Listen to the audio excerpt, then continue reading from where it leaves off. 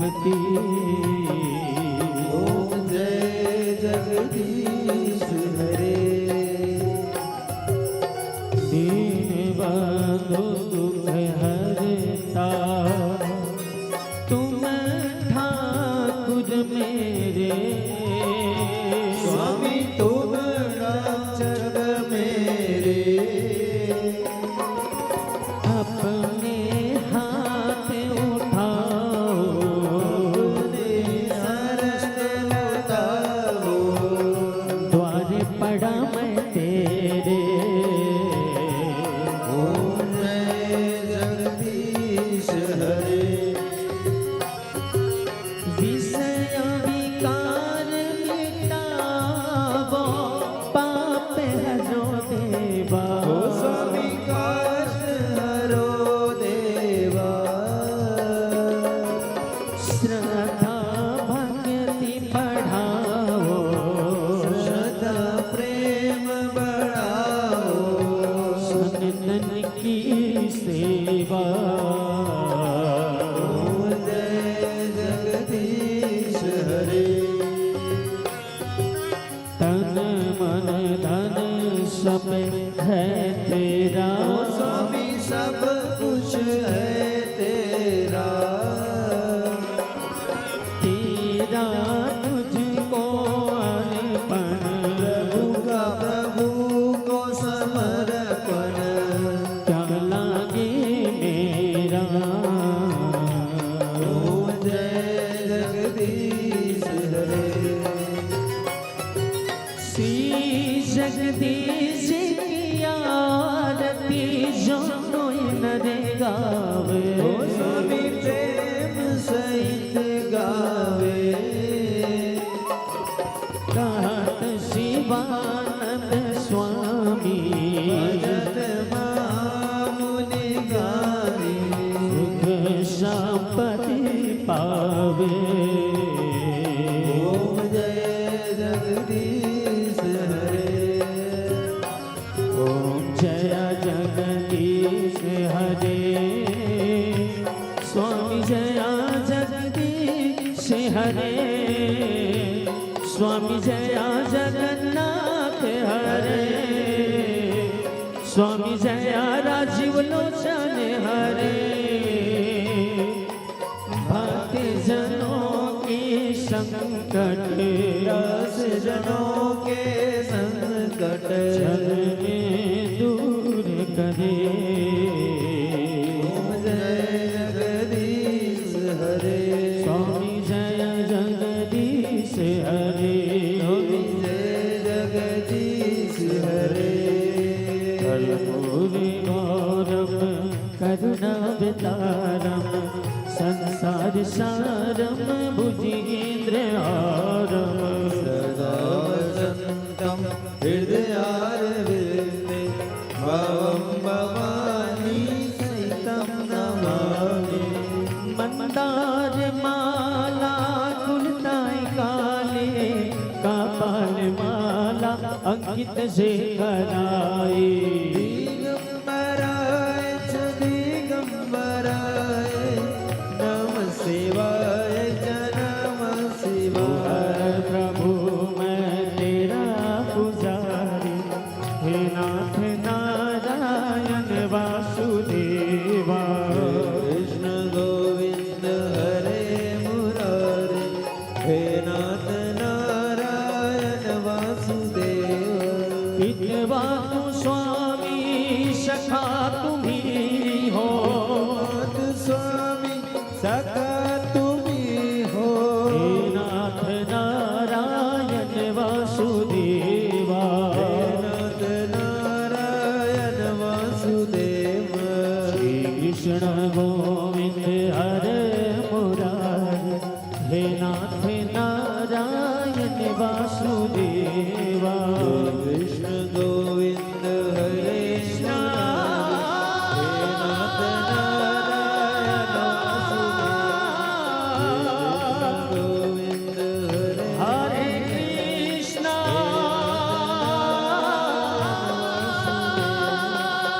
कृष्ण गोविंद हरे हरे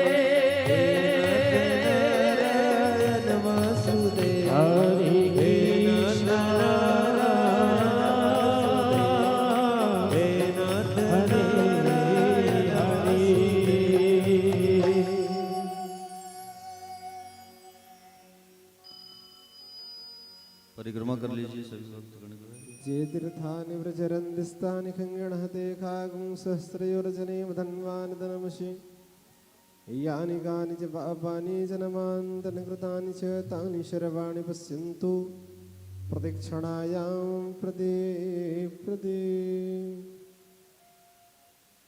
जलेन शीतलीकरणं पुष्पै देवादिवन्दनम् आरोग्यार्थे आत्मादिवन्दनं हस्तो प्रक्षाल्यं कुर्यात् हस्ते अक्षतपुष्पं गृहीत्वा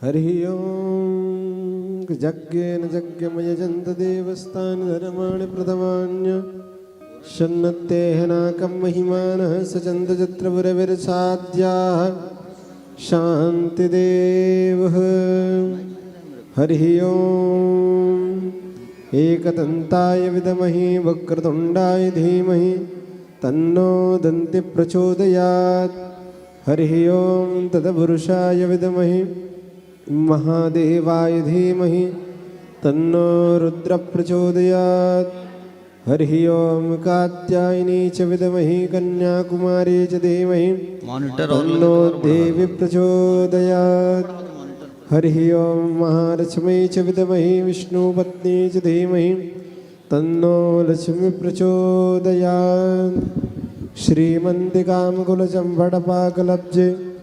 पुण्यागजाधिकरमेश्वरशालपुष्पै बिलवप्रवाह तुलसीदलमञ्जले मे त्वं पूजयामि जगदीश्वर मे प्रसीद किनाना सुगन्धपुष्पाणिर्यथा कालोद्भवानि च पुष्पाञ्जलिर्मया दत्त्वा गृहाणं परमेश्वर श्रीपुराणपुरुषोत्तमाय नमो नमः मन्त्रपुष्पाञ्जलिं समर्पयामि। भगवान के चरणों पर समर्पित करते सभी भक्त मिलकर जयकारा लगाइएगा कि बोल वृंदावन बिहारी लाल के, भागवत भगवान के, राधा रानी सरकार के, वेद व्यास जी महाराज के, परीक्षित जी महाराज के, जगन्नाथ स्वामी के, राजबलोचन सरकार के, श्यावल रामचंद्र महाराज के, बोल हनुमंत लला के, ग्राम के देवी देवताओं के, इष्ट देवी देवताओं के, कुल देवी देवताओं के, नमः पार्वती पतये हर हर हर महादेव शंभो। आप सभी भक्तगण अपने स्थान ग्रहण कर लेंगे। सभी भक्तों से निवेदन करूंगा कि किसी भी प्रकार की वार्तालाप न करें। आनंद पूर्वक आज की इस प्रथम दिवस पर बड़ी सुंदर दिव्य महत्व की चर्चा करते हुए भगवान श्री सुखदेव जी महाराज की जन्म की कथाओं का चर्चा करते हुए आज आनंद पूर्वक इस धराधाम श्री वैरागी आश्रम पर आप सभी भक्तजनों का हार्दिक स्वागत अभिनंदन। कि दिव्य इस भागवत की प्रथम दिवस पर आप सभी की सहयोग प्रदान हुई। जय श्री कृष्ण, जय राधे, जय घनश्याम। आइए सभी अपने अपने स्थान ग्रहण कर लेंगे और बाहर में जितने भी भक्तगण खड़े हुए हैं सभी से निवेदन करूंगा अंदर आ जाएंगे। बाहर से आए जितने भी भक्तजन हैं अंदर आ जाइएगा।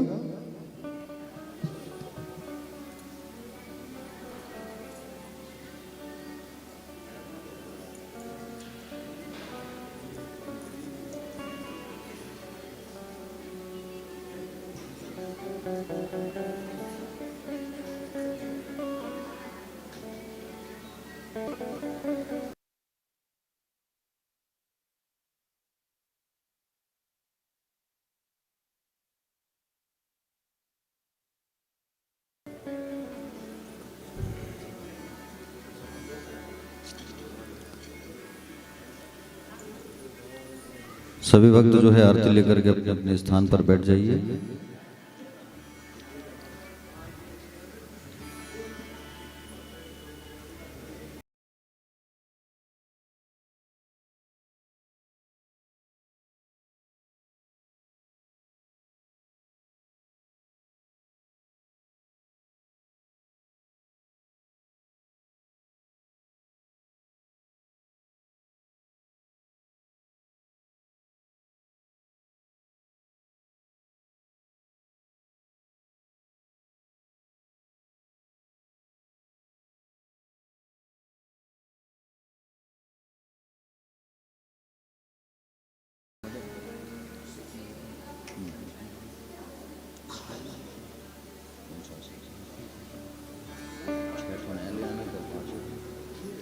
उधर जाओगे तो लिया ना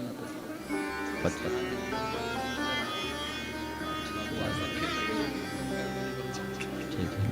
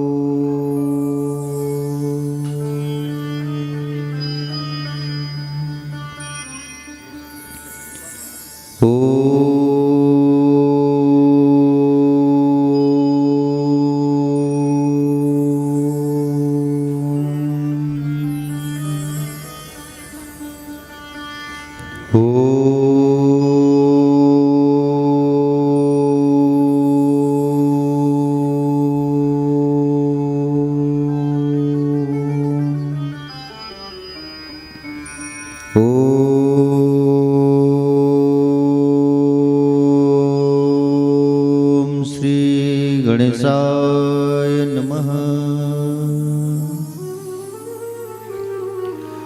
ओम श्री सरस्वत्यो नमः।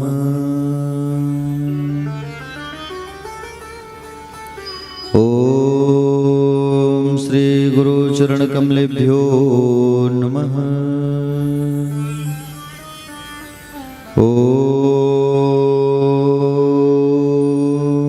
श्रीमात्र पेत्र चरण कमलेभ्यो नमः। ओम श्री उमा महेश्वराभयो नमः। ओम श्री राजीवलोचनाय नमः। ओम श्री कुलेश्वराय नमः।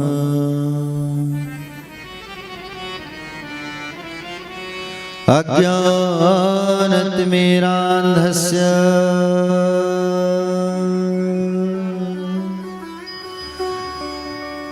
ज्ञानाञ्जनशलाकया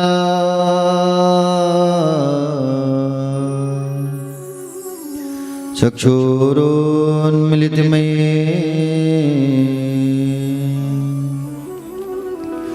तस्मै श्री गुरवे नमः।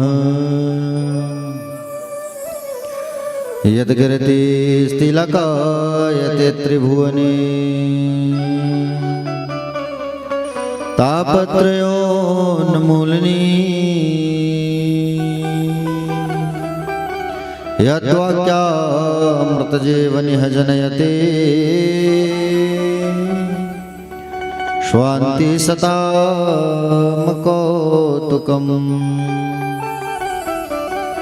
यत्र पादाब्जप्रसादकणतः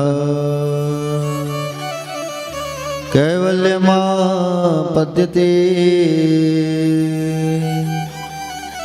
सोऽयं कोऽपि महेश्वरो विजयते श्रीपाणिपात्रो गुरुवे नमः। नमो भगवते तुभ्यं वासुदेवाय धीमहि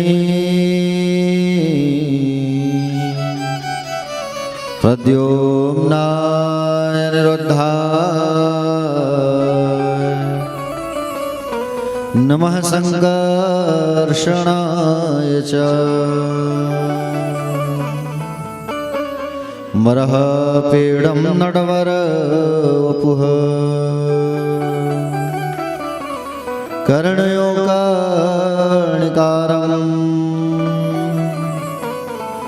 विभृतवासा कनककपिशं वैजयन्तीं च मालाम् रन्ध्राणवेणोरधर शुधया पूरयन् गोपवन्दे वृन्दारण्यसुपदरमणम् प्राविशद्गीतकीर्तिः देवी प्रपन्नार्तिहरे प्रसीद प्रसीद मातर्जगतोऽखिलस्य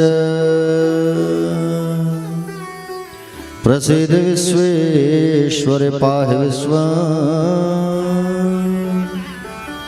त्वमेश्वरी देवी चराचरस्य ज्ञानिनामपि चेतांसि देवी भगवती सा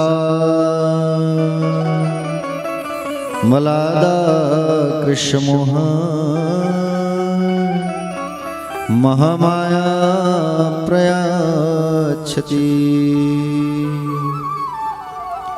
मनोजवं मारुततुल्यवेगं जितेन्द्रियं बुद्धिमतां वरिष्ठं वातात्मजं वानरयूथमुख्यं श्रीरामदूतं शरणं प्रपद्ये सब द्वारन को छोड़कर माँ आयो तेरे द्वार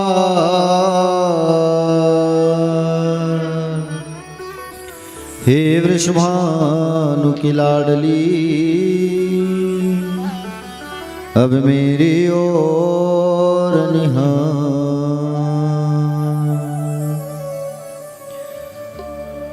शिव वृंदावन सोवन नहीं नंद गाँव सुगांव वंशी वट सो वट नहीं कृष्ण नाम सुना श्री राधा मेरी स्वामिनी मैं राधे को जन्म जन्म मोह दीजियो श्री वृंदावन को जय जय श्री राधारमण जय जय नवल किशोर जय गोपी चितचोर प्रभु जय जय माखन चोर बोले श्री वृंदावन बिहारी लाल की जय शिवा के बिहारी लाल की जय राधा रमण लाल की जय राधा वल्लभ लाल की पूज्य अपने अपने माता पिता की पूज्य अपने अपने श्री गुरुदेव भगवान की श्रीमद्भागवत महापुराण की व्यास नारायण भगवान की श्री सुखदेव जी भगवान की परीक्षित जी महाराज की श्री वृंदावन धाम की प्यारी प्यारी राधा रानी की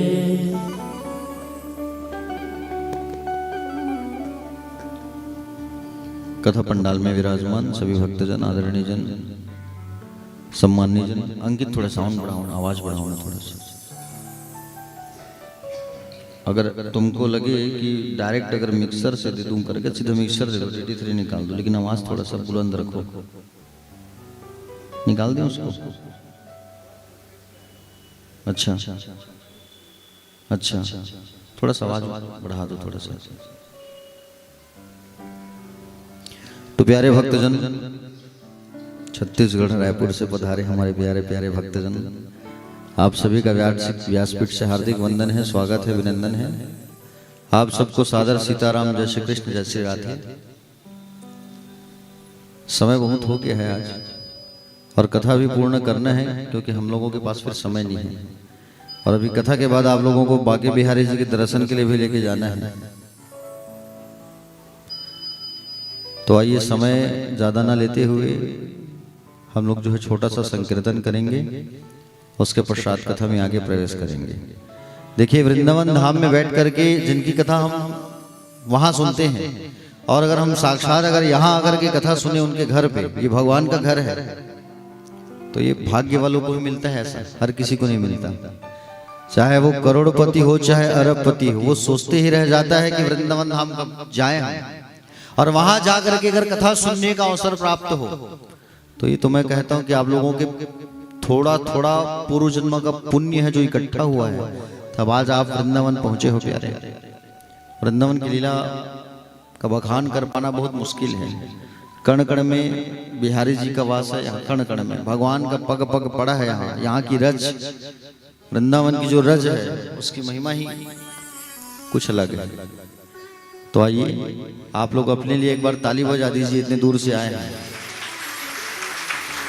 और ये जो कथा का जो आयोजन है, ये पर्टिकुलर कोई व्यक्ति नहीं करा रहे इस कथा को, इस कथा को आप सभी करा रहे हैं। भागवत कथा तो कोई एक अमुक व्यक्ति कराता है ना, इनके परिवार द्वारा श्रीमद् भागवत का आयोजन, लेकिन ये परम सौभाग्य की बात है कि हमारे राधे कृष्ण परिवार के द्वारा आयोजन हो रहे हैं भागवत, आप सबके द्वारा।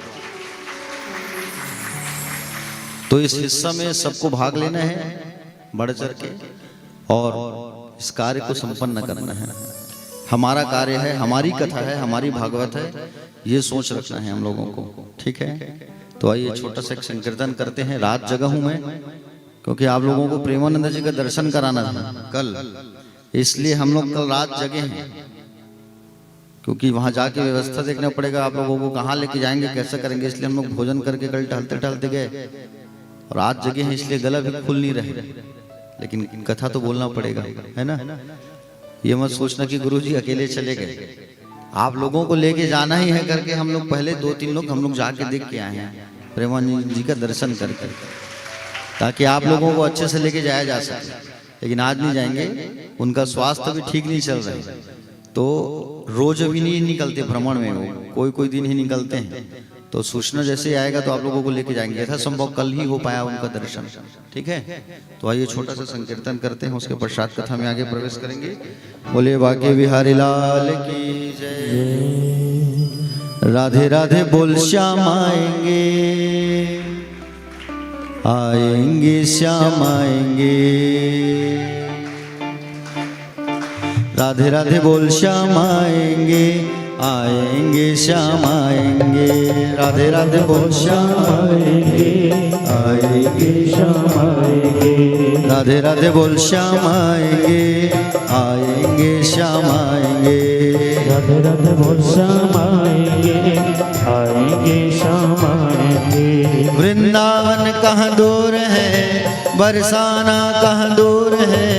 वृंदावन कहाँ दूर है, बरसाना कहाँ दूर है। वृंदावन कहाँ दूर है, बरसाना कहाँ दूर है।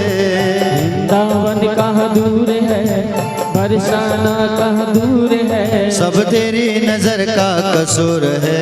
राधे राधे बोल श्याम आएंगे, आएंगे श्याम आएंगे। राधे राधे बोल श्याम आएंगे, आएंगे श्याम। गाइए सभी लोग।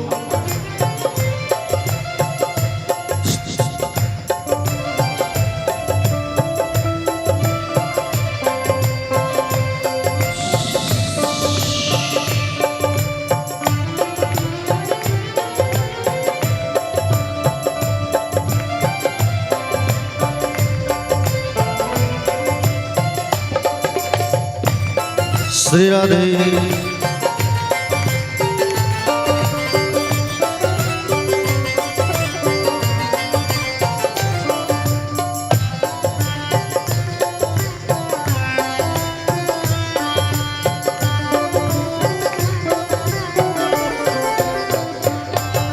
निकलेगा तेरी भक्ति का परिणाम, तेरे घर भी आएंगे घनश्याम। निकलेगा तेरी भक्ति का परिणाम, तेरे घर भी आएंगे भगवान। निकलेगा तेरी भक्ति का परिणाम, तेरे घर भी आएंगे घनश्याम। निकलेगा तेरी भक्ति का परिणाम, तेरे घर भी आएंगे भगवान। बस याद कर फरियाद कर, बस याद कर फरियाद कर, ना जीवन बर्बाद कर, जीवन बर्बाद कर, ना जीवन बर्बाद कर, जीवन बर्बाद कर। बीते दिन ना आएंगे, राधे राधे बोल श्याम आएंगे, आएंगे श्याम आएंगे, राधे राधे बोल श्याम आएंगे, आएंगे श्याम आएंगे। जय हो।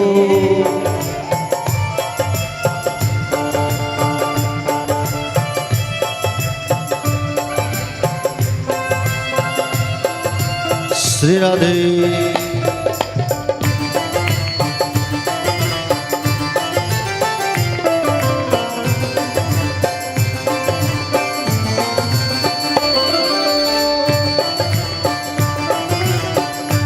सभी लोग गाइए ताली बजाते हुए।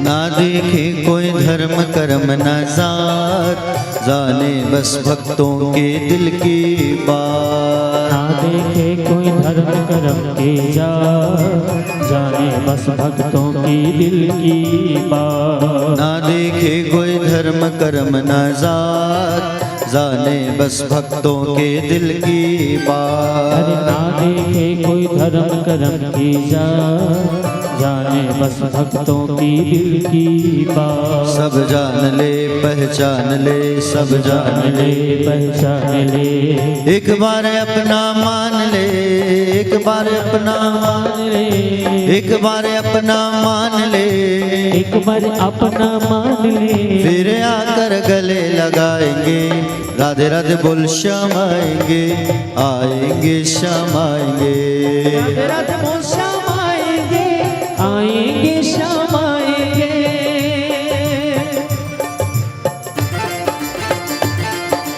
जय हो।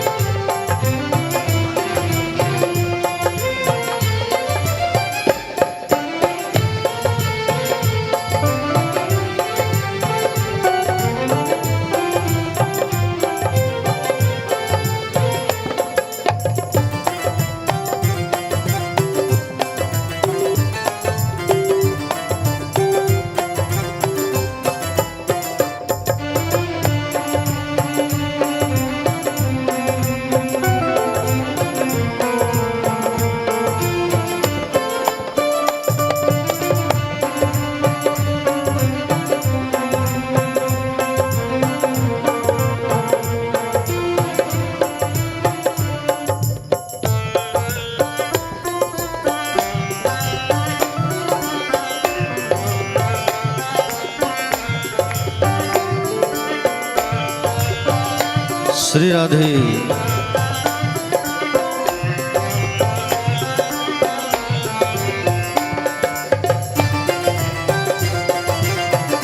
हरि बोल।